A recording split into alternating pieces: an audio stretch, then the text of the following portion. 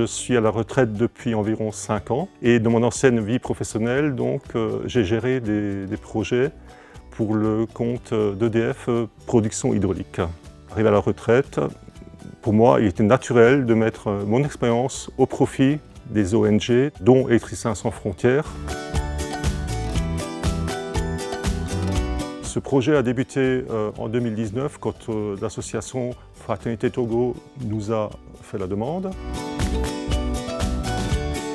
L'idée, c'est de faire de ce projet 2 volets. Le volet eau consistait à construire un puits et le volet électricité à ramener l'électricité à l'école pour que les enfants puissent étudier au-delà de 18 h puisqu'à Tarékopé, le soleil se couche très tôt.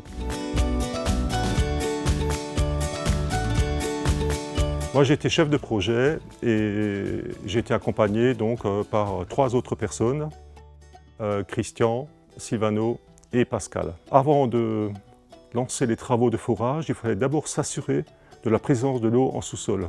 Le résultat du sondage nous a permis de savoir qu'il y avait de l'eau à environ 100 mètres de profond.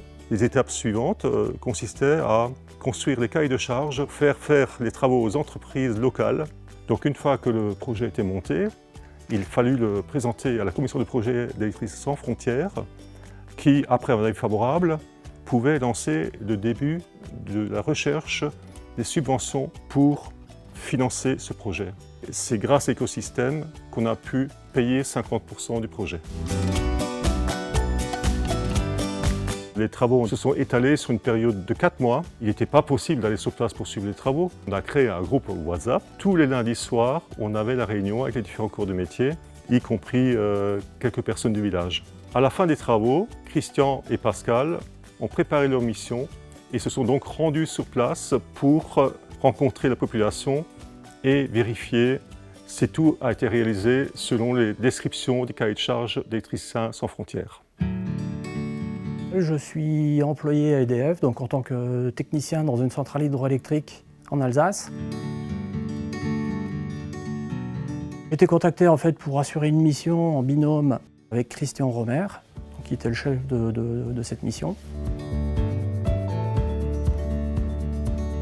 La mission s'est déroulée de fin avril à mai, sur 2 semaines. On a rencontré des instituteurs, des élus locaux, des gens du village qui font partie donc, du comité. Donc, une partie de la mission consistait en la mise en service du puits de Tarékopé. C'est une mission qui s'est déroulée sur 3 jours.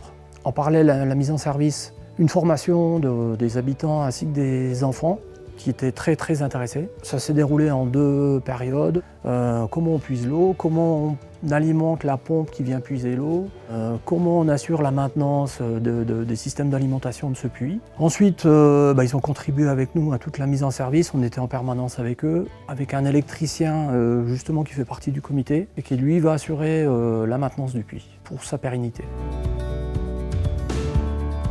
C'est des villages qui nécessitent réellement l'installation de puits. La plupart des villages s'approvisionnent sur des puits manuels qui se trouvent à 4-5 km de leur lieu d'habitation. Ça, c'est dans le meilleur des cas. Et dans le pire des cas, c'est l'approvisionnement en eau, c'est en rivière. L'eau n'est absolument pas potable. L'idée, c'est également de mettre en place des éclairages sur les places publiques et les endroits où on installerait ces puits. Lors des réunions WhatsApp, les premières réunions n'étaient jamais à l'heure. Parce qu'au fait, on s'était trompé dans le fuseau horaire. On avait 1 heure d'avance ou de retard. Mais ça a été vite réglé. Au bout d'1 semaine, tout le monde était en phase. Suite à la visite d'un village pour un démarchage, une installation future éventuelle, puis quand on est parti du village, on nous a offert 2 poules vivantes.